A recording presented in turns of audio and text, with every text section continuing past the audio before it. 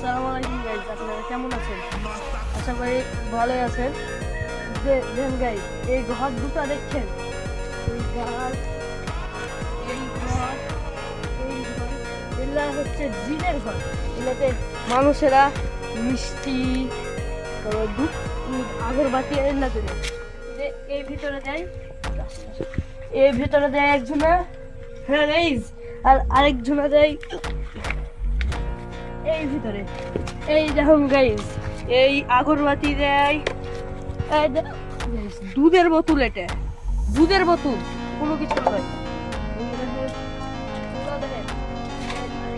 জিনিস দিয়ে যায় এই ভিতর দিকে। আর দেখবেন গাইস, আমি এপার দিয়ে ঢুকবো, ওপার দিয়ে বাহির হবো। দেখেন গাইস,